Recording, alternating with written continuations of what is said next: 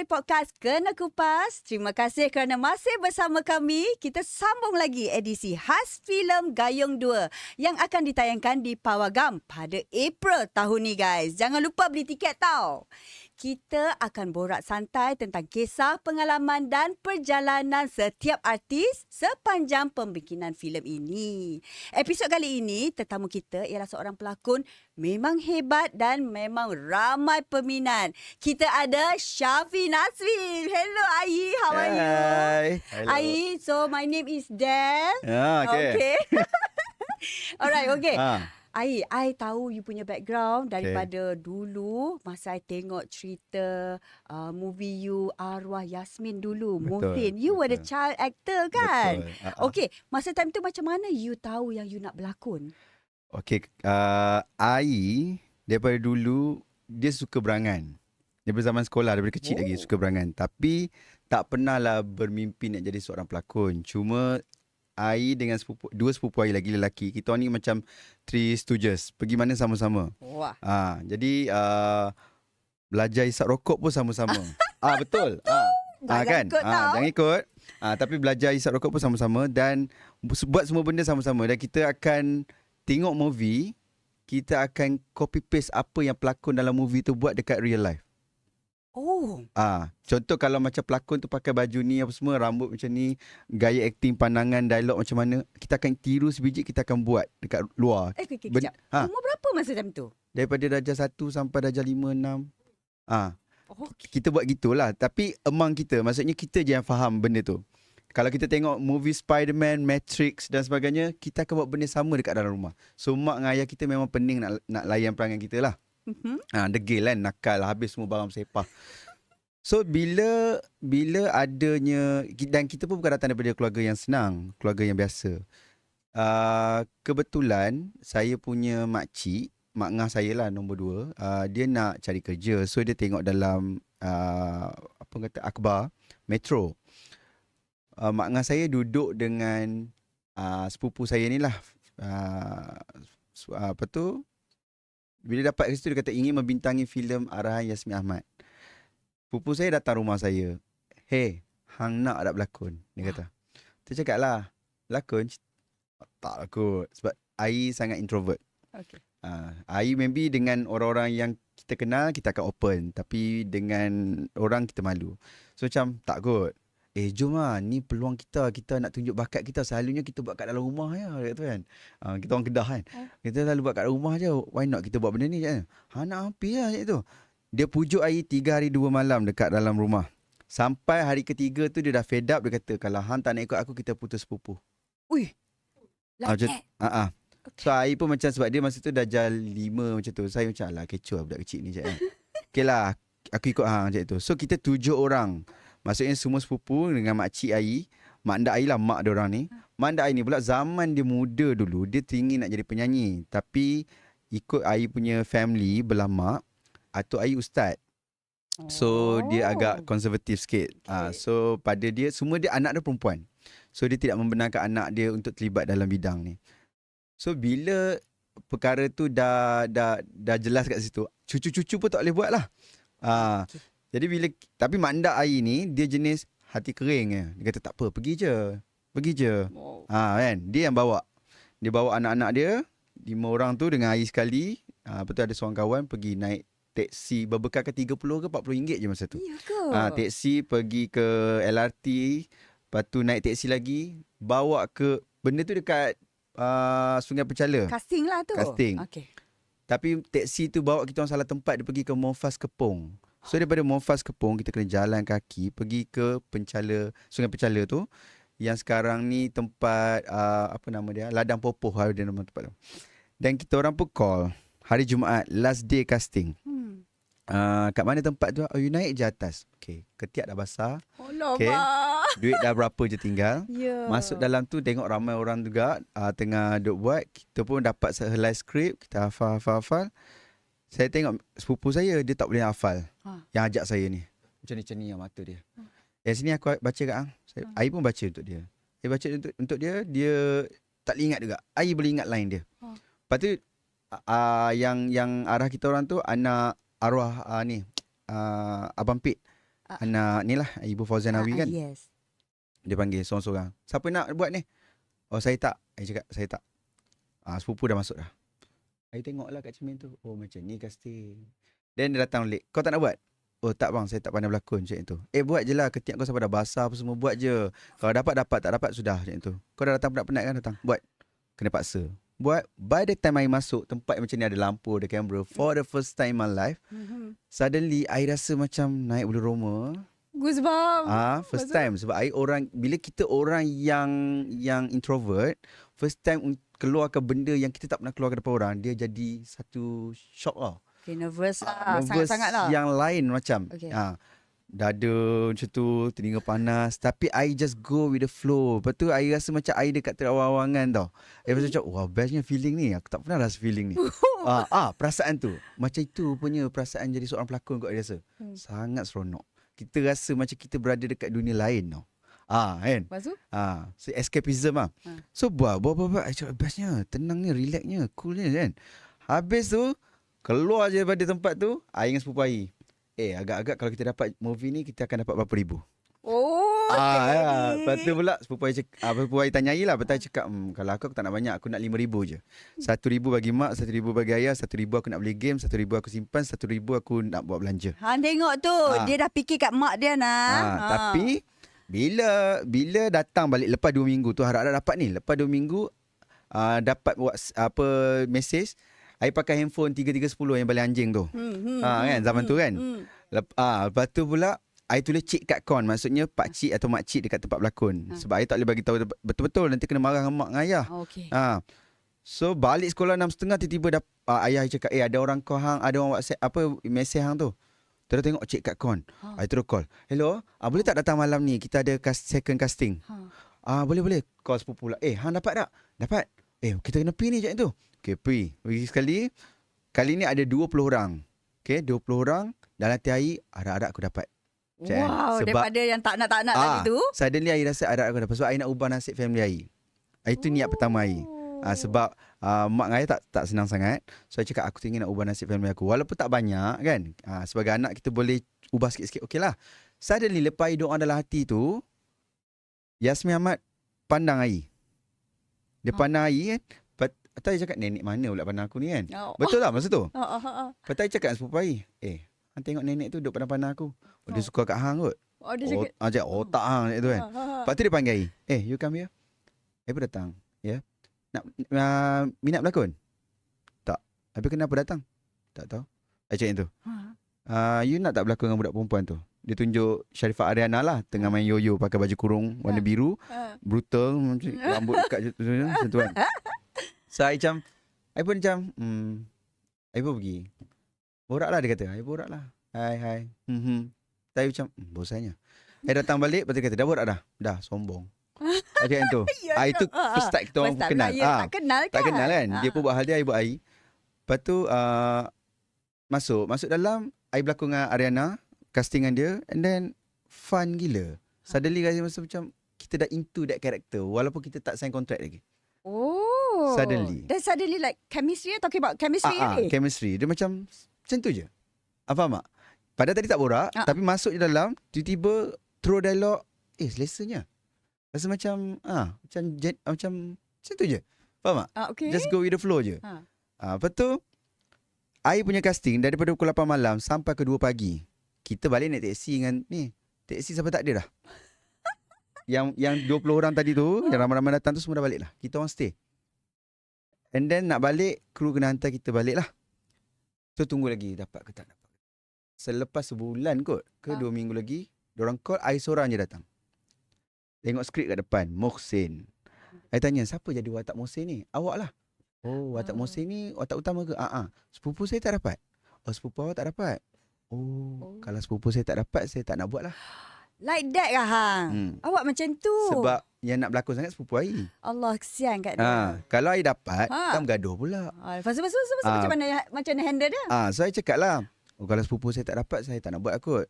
Sebab nanti saya bergaduh. Dia nak berlakon sangat, saya bukan minat sangat pun. Walau baiknya. Lepas tu dia kata, oh ya ke? You talk to Yasmin lah. Cakap, I blood jenis yang apa kata jujur, cakap je terus terang. Kan? Masa tu tak fikirlah apa perasaan orang kan, budak kan. So cakap lah, Cik Min, saya bukan nak berlakon sangat. Saya memang teman dia je. Dia nak berlakon. Tapi kalau dia tak dapat, saya dapat otak utama. Nanti kan dia kecil hati dengan saya. Lama pula kita bermusuh. Macam tu. Kalau dia ada, saya buat. Macam tu. Lepas tu dia kata, tak apa. Nanti kita akan jadikan dia budak-budak kampung. So saya pun balik. Mengaji dengan atuk saya. Ni apa nama, mereka nak panggil hang sekali berlakon. Tapi hang otak budak kampung. Mereka nak bayar hang 2,000 tu kan. Tak mahu aku nak buat otak utama, dia kata tu. Oh, Lepas tu cakap, hang janganlah kek buat sangat kan. Let lah macam tu. Buat je dulu, mana tahu lepas ni ada skill-skill lain macam tu. Lepas tu mak dia kata, buat je lah macam tu. Baru dia buat. Then okey lah. Suddenly masa tu juga semua orang lah, macam kebanyakan adalah beberapa orang yang tidak setuju saya berlakon. Macam haram, something like that lah. Okay. Very conservative lah. So atuk saya cakap, hampa tu perempuan. Anak aku, dia kata. Ni cucu aku lelaki. Dia nak buat apa suka hati dia lah. Oh my God, dapat blessing kan Atuk. So for the first time, atuk bagi blessing. Dan semua orang macam terdiam. Sebab atuk paling atas kan. So atuk nak cakap okay. Korang semua nak cakap apa? Cucu kesayangan dia? Boleh dikatakan lah. Boleh dikatakan lah. So atuk bagi tau. Atuk bagi. So bila atuk bagi macam, okay, dah settle. So I buatlah kerja macam biasa. Tapi throughout the journey tu bukan mudah lah. Maksudnya kita kena pergi casting banyak kali. Kalau orang kata 100 kali kita dapat, mungkin 1,000 kali kita gagal. Benda tu normal. Dan hutang air dengan sepupu air tu pun dah settle sebab lepas tu dia dapat casting lain juga. Air dapat call, tapi kita pergi dia dapat. So I cakap okay dah, deal lah. Settle lah. Cerita anak halal kan. So dah settle lah. Han dah dapat, aku dah dapat. Okay lah. Dah tak ada isu dah. Sat, cousin tu siapa? Nik Syazwan. Oh, itu tapi dia dah lama ni. tak berlakon dah. Dia banyak buat benda lain dah lah. Okay. So dah habis cerita dah lah. Dah kira dah seri lah nah. Okay. So dalam banyak-banyak tu you dah cerita dah journey dia kan. Daripada the first kali punya susah lah, tentangan lah. Tapi sebenarnya semua jadi so nice. Okay. Kenapa you masih kekal nak jadi pelakon? Okay. Menjadi seorang pelakon ni, mula-mula dulu saya buat hanya untuk duit. Itu main point dia. Dapat duit, tapi bila dapat duit tak belanja pun, simpan je. Bagi mak sikit, ayah sikit, dia simpan je. Saya start berbelanja dengan duit saya adalah lepas masa saya tingkatan 6. Baru saya guna duit saya untuk belanja beli phone dan sebagainya. Sebelum tu duit-duit syuting saya semua saya simpan. Hanya untuk bantu keluarga. Itu sahaja. Tak ada konon nak beli ni, nak beli tu. Dapat duit, tak tahu nak buat apa. Sebenarnya kita manusia, bila kita dapat duit yang banyak, suddenly kita macam, nak buat apa dengan duit ni? Macam tu. Paling kurang pun boleh makan, beli tu. Macam tu lah. Tak ada purpose lah maksudnya. Tapi, kenapa saya masih berlakon sampai sekarang? Sebab saya pernah pergi satu event ni. Tiba-tiba saya jumpa dengan Datuk Hans Aizat. So, masa tu Mohsin baru keluar lah. So, dia cakap dengan saya. Dek, sini. Bang, salam dia semua. I saw your movie. It's very brilliant, dia kata itu. Mohsin lah. Oh, thank you bang, macam tu. Apa purpose you dalam industri? Dia cakap itu.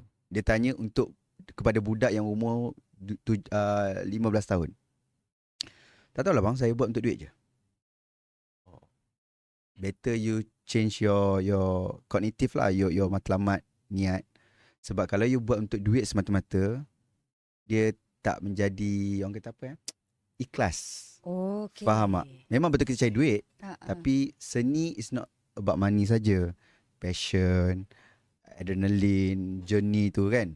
Saya macam, benda tu tersentak dekat hati saya. Balik tu saya fikir lama macam, apa journey aku? Apa aku punya niat sebenarnya? Aku berlakon hanya untuk duit je ke? Aku berlakon untuk fame ke? Aku berlakon sebab aku minat ke? So, I cari. The more I belajar, the more I berlakon, I rasa I tak puas. Faham tak? Every job, even Gayung 2 pun, every job yang I buat, I tak rasa, susah nak rasa puas. So, benda yang tak puas tu yang I nak gali lagi. Oh, that one yang keep you moving lagi. I teringin, ini antara I punya niat lah. Tapi I tak tahulah sampai bila kita boleh hidup kan. I punya niat, I teringin nak tengok umur I dalam 80 tahun untuk play watak atuk ke ayah. Tapi yang watak yang heavy. I teringin nak tengok wrinkle kat muka I. Wow, nak tengok nak visual sampai macam tu. So sebab I suka reels. I suka macam kita daripada budak transition sampai kita ke tua tu. So bila kita tengok balik lakonan-lakonan gitu, oh aku buat ni. It's macam faham tak? Kita adalah seni tu adalah kita. Kita punya body ni I percaya kita punya body ni adalah instrumen. So I nak tengok apa instrumen yang I boleh gunakan dalam movie. Truly a professional actor. Planning daripada sini sampai nanti InsyaAllah. 80 tahun dengan wrinkle-wrinkle semua berlakon lagi kan. Okay, we wish you luck, okay? Tapi macam mana you boleh dipanggil untuk Gayung 2? Abang Khairul call. I shoot dengan Abang Khairul ni masa kita buat filem Rentap 2013. Lakonan dengan Abang Bob, Zahiri Azim dan Efira Loy. So itu first time I shoot dengan dia. So macam biasalah I agak pemalu sikit. Tapi Abang Khairul ni dia pandai buat kita rasa dekat dengan dia. Okay. So kita punya persahabatan tu jadi makin lama makin rapat and throughout the movie apa semua. Dan dah habis syuting pun kadang-kadang kita bertanya khabar. So okay lah, baik, rapat juga.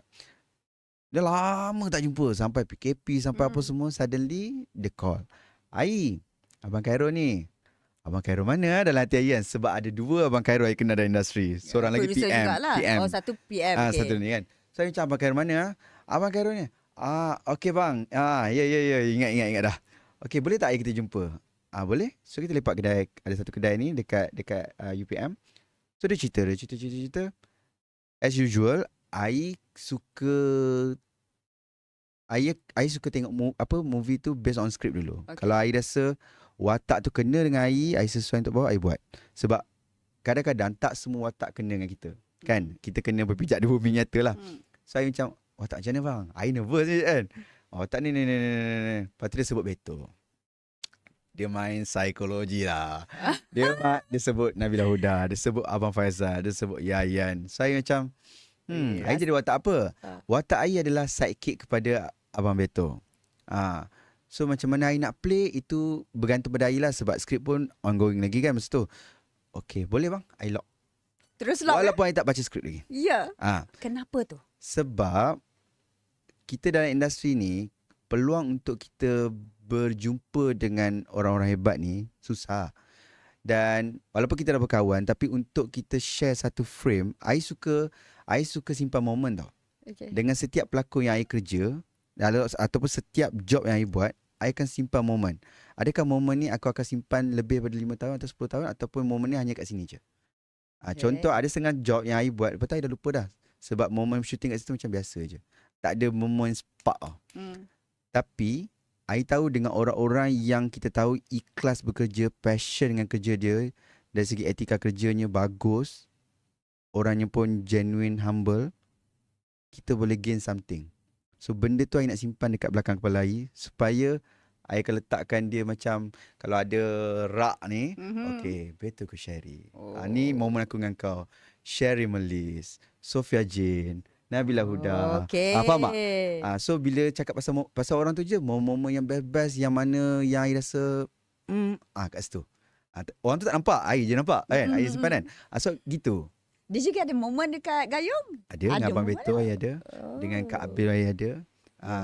Tapi momen tu dia sangat orang kata apa, rahsia lah, misteri. I je yang faham momen tu apa. Gitu tau. Setiap orang ada. Ada setengah pelakon kita berlakon, tak ada. Alright. Ada. Maksudnya ataupun mungkin belum jumpa lagi. Maybe watak itu tak cukup masak ke, ataupun tak ada momen yang betul-betul kita kan. Macam itulah. So maknanya producer straight call aja Ai. Tak payah casting ni. Tak. So dapat, and then bila kita datang, bila I dah dapat skrip pun, I macam alamak. Watak I watak sidekick. Tapi I punya kehendak atau keperluan watak itu, dia ada background ni tak jelas. So I macam mana nak buat ni? I pun kebetulan kita ada acting coach dengan Aunty Fatty. So kat situ gali. Okay, sejauh yang I faham pasal Mat, orangnya sangat polos, orangnya sangat jujur, orangnya sangat protect keluarga Mio dengan Som. Dan dan dia ada waktu untuk memiliki kehidupan dia sendiri juga. Uh, ada cinta platonik dengan Hana. So benda tu dia watak kecil je, tapi watak kecil yang orang kata dia ada dengan setiap orang. Kadang-kadang kan kalau kita pergi dekat flat-flat kan ada watak-watak kecil yang kadang-kadang kita terlepas pandang. Tapi watak kecil tu kalau kita tengok betul-betul, bermaknanya hidup kau. Something like that. So saya boleh gambarkan Mat ni adalah sumber cahaya kepada keluarga Mio. Okey. Penguat dia. I baru nak tanya pasal watak tu. Okey, Tapi tak dah apa. cerita sikit kan. Tapi, okey, maknanya you suka tak watak yang dia berikan pada you tu? Ini first time saya dapat watak sidekick. Saya sanggup buat sebab saya nak kerja sangat dengan yang 4 nama saya sebut tadi tu. Kerana kebetulan bila dalam Gayung 2 kita ada Abang Fauzi, ada Hana Akila dan ramai lagi kan. So, cast line up ni memang kata super talented, genuine, bagus. Dari segi karakter, walaupun dia sidekick, tapi macam saya cakap tadi, dia memiliki banyak emosi-emosi yang luar biasa. So, walaupun dia tak ada dialog ke apa ke, tapi kehadiran dia dekat sisi Mio, dekat Som, the way dia support keluarga ni, the way dia sayang keluarga ni, benda tu ni lah best lah. Faham tak? Okay, you dah tahu kan you nak berlakon dengan pelakon-pelakon yang hebat bagi you kan, you cakap kan. So, apa persediaan you? Persediaan. To number one, to carry that watak. Number two is dan berdepan dengan diorang ni. Okay, dari segi kawan-kawan, I sangat menghormati mereka. Sangat menghormati mereka sebagai abang dan sebagainya. Tapi sebagai pelakon juga, I kena faham dan adapt dan sangat menghormati etika kerja mereka. Macam Kak Abil dia dengan wardrobe dia semua kan, dengan makeup dia semua. So benda-benda tu sebagai seorang pelakon lebih muda daripada dia, I macam wah, one fine day aku akan jadi macam kau. Macam Abang Beto pula dari segi dia lah kena bersilat. Kan? Dia dah kena bersilat. Step-step tu kadang-kadang dapat on set tau. Dia boleh saksuk. Oh, dapat. Dalam hati I, hebat kau. Ini kan sebenarnya second person dah cakap yang Beto boleh buat silat dia punya fighting scene dia semua tu like that aja. Ya. Memang betul Ya. Abang Beto Abang Beto ni dia ada macam mana cakap? Dia ada satu karisma yang sangat utuh tau. Kuat tau. So bila kita tengok dia tu, kita rasa kita tak payah cakap dengan dia, kita tahu dia hebat. Kita tahu dia orang yang baik. Kita tahu dia orang yang tak tahu nak gambarkan. Jarang ada pelakon macam tu. Macam tu lah. Dia gitu. Kak Abil pun sama. Abang Yayan pun sangat humble. Abang Fauzi pun sangat humble. Tak tahulah, susah lah nak cakap lah. Nombor 2 ni lebih banyak berlawan sikit compare to nombor 1. Tapi nombor 1 pun ada that aksi yang silat tu. Tapi dia tak. Okay. Watak Mat ni digambarkan orang yang tak berapa pandai sangat. Dia mencuba-cuba. Mencuba-cuba berdemokrasi. Tapi bila yang masuk ke part 2 ni, dia dah progress dia untuk pandai bersilat sikit, lebih pandai. Lebih jauh sikit. So lebih ni lah. Tapi walaupun dia dah pandai silat, dia dah tahu sikit, akan ada orang lebih hebat daripada dia. Jeng. Itu rahsia. Okay. Jangan bagi spoiler ya. Jangan. Scene mana, dalam kita cerita pasal Gayung 2 lah ya. Scene mana yang you rasa paling mencabar sekali untuk you nak deliver kan. Tapi, jangan spoiler sangat tau. Okay. Gayung 2 Ya, Gayung 2. Cabaran dia tu sikit-sikit, dia macam mana? Banyak scene, sikit. Tapi bila kompakan, jadi banyak. Faham tak? Contohnya, sebab watak I tidak perlu banyak dialog sangat. Betul. Lebih kepada momen dan sebagainya. Dan kalau dengan keluarga Som atau Mio tu, selalunya dia akan stay alone, dia akan tengok, dia akan memati. Bila kita duduk dengan pelakon yang hebat dan sebagainya, dan kita kena, orang kata apa? Lah. Faham tak? Kan? Kena Maksudnya kau jangan lagi jauh sangat. Walaupun kau tak ada dialog, kau kena ada kat situ. Benda tu susah sebabnya kita kena make sure kita adalah dalam situ. Orang nampak lah kita walaupun kita tak ada line. Faham tak? Kalau kita ada banyak line, of course momen tu banyak kat kita. Kan? Tapi bila tak ada line ni, kita kena pandai untuk adapt dengan situation tu, dengan pelakon tu. Dan the rest adalah step lah juga. Sebab dari segi masa, kita shooting Gayung 1 dan Gayung 2 tu sekali jalan. So masa untuk kita prep silat atau step untuk air tu mungkin agak limited sikit. Macam ada beberapa scene dalam Gayung 2 ni, stepnya adalah di set.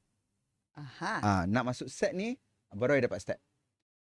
Tapi kita dah buat step 1, 2, 3, 4, 5, 6, 7, 8, I tak tahu lagi step apa. Faham like tak? that. So bila 1, 2, 3, 4, 5, 6, 7, 8 tu I tak tahu apa. Nanti yang akan datang lagi I tak tahu apa. So I tak boleh nak plan apa next untuk reaction I. Time tu lah baru practice-nya. Dekat situ I just letak kat otak I, okay, I dah tahu the whole scene pasal apa. Tapi benda tu kan kadang-kadang on set dia akan jadi lain kan. Depends pada macam mana magic yang ada.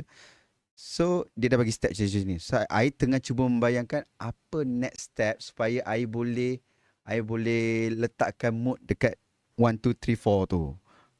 Supaya dia balance lah. Gitulah, kita kena bertanya dengan diri kita. Okay, agak-agak dia akan bagi macam ni tak step dia. Okay, nanti dia lepas tu 5, 6, 7, 8 dia bagi macam ni lah. Okay, nanti 9, 10, 11, 12 tu kat mana pula? So I kena plan kat otak I sendiri tanpa tanya orang. Sebab kalau kita banyak bertanya sangat nanti orang nyapah pula kan. Kan? Kau dah berlakon lama kan. So macam okay, dia buat macam tu. Okay. Banyak memerhati lah. Senang cerita, banyak memerhati, banyak bertanya, banyak belajar dari penglihatan. Susah juga jadi pelakon ni sebenarnya ya. Sebenarnya susah kakak. It's not easy. Tapi I sangat fun bekerja dengan, bila kita bekerja dengan orang betul. Sebenarnya kalau kita bekerja dengan orang yang betul, orang yang tepat, benda susah pun insya-Allah dia akan baik. So you puas hati tak dengan performance you dekat Gayung 2? Kalau tanya I dari segi kepuasan, I tak pernah puas. I tak pernah puas. Kalau even contoh lah, I tak tengok lagi tau Gayung 2. So kalau contoh tengok nanti, kalau contoh lah ada pujian-pujian dia ke daripada orang tentang watak I ke apa ke, atau the whole story, itu I tak nak jadikan benda tu keselesaan untuk I.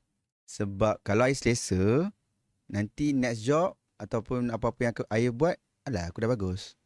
Berapa aku nak cuba lagi? Like that. Selalunya kalau orang kata wait, I best lah ni, I akan anggap, terima kasih, alhamdulillah. Next job, gelas macam ni, I akan buang balik, lupakan balik, buka gelas baru. Okay. Macam tu. Itulah keeps you, macam orang kata, tingkatkan you punya prestasi you, everything semua.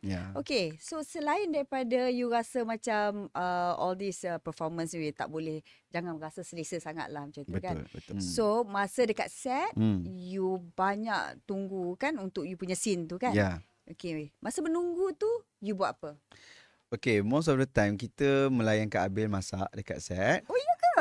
Kita melayan Kak Abil masak kat set. Dia suka masak. I pun masak juga kat set. Most of the time masak.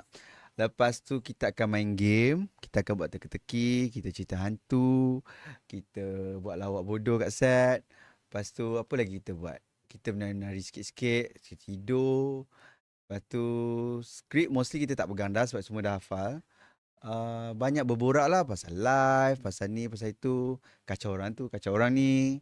Lepas tu kalau rasa macam nak space, duduk asing-asing, nanti datang balik. Macam tu lah, mostly macam tu lah. Ya ke? Okay, maknanya happy lah dekat set ni. Happy, alhamdulillah. Then kalau kata kalau you dekat rumah pula, you buat apa? Kat nak rumah. tahu jugalah sebab you tadi kata masak dekat set kan. Kat rumah masak tak? I masak, tapi bila dah kahwin ni susah sikit I nak pergi ke dapur tu sebab wife I masak. Kita dua-dua suka masak. Oh, dua-dua suka masak So bila dua-dua nak masak, berperang lah kat dapur tu. So maksudnya kena bagi, okay, siapa nak masak ni? Dia nak masak. Okay, masak. Oh, yeah, like that. So, saya teringin nak makan ni lah. Okay, saya masak. Macam tu. Tapi kalau contoh dua teringin nak masak, bergaduh nanti dekat dapur. Masak lah. So sweet. Sebab masing-masing ada cara masing-masing kan. Dia memasak, potong bawang macam ni. Saya potong bawang macam ni. Lain. Oh, lain-lain. Lain-lain. So daripada saya sakit mata tengok dia potong bawang macam tu, atau dia sakit mata tengok saya bawang macam tu, kau buat. Alright, okay. So, kita dah hampir ke penghujung kita punya podcast ni. But before that, kita nak minta you shout out kepada fan-fan you. Alright. Hai semua. Assalamualaikum. Saya Syafiq Naswib. Saya memainkan watak sebagai Mat dalam Gayung 2. Jangan lupa untuk saksikan filem Gayung 2 bakal muncul di Pawagam pada 9 April 2026. Okay guys, sempena edisi khas Gayung 2 dan collaboration bersama Kedai Kupas, kita ada kontes setiap minggu, setiap episod, alright? Nak menang merchandise eksklusif Gayung 2? Senang aja. Nampak ni? Best. Ada topi, ada mug. Okey, senang aja caranya. Korang kena follow semua social media Kena Kupas, subscribe channel Kena Kupas, komen jawapan korang dekat bawah episod ni. Dan untuk soalan episod kali ini ialah, apakah nama watak yang dibawakan oleh Syafiq Naswib dalam movie Gayung 2? So, sangat senang. Kalau you nak tahu, kena ikutlah kita punya episod. So, kita ada gift. Kita nak bagi dekat you. Okay, tadi you pilih mat colour biru kan? Ya. Okay, ya, you check out dalam ni Terima kasih. Okay, so kita harapkan supaya Gayung 2 meet the box office. Macam Amin. Gayung 1, okay? Tu dia. Okay. Anyway, sekejap Kak. Saya dapat 2 cawan couple. So, satu saya punya, satu wife saya punya. Yes, okay. So, itu sahaja daripada Kena Kupas Podcast. Jangan lupa to subscribe, share and comment. Jangan lupa like juga. Bye! Bye.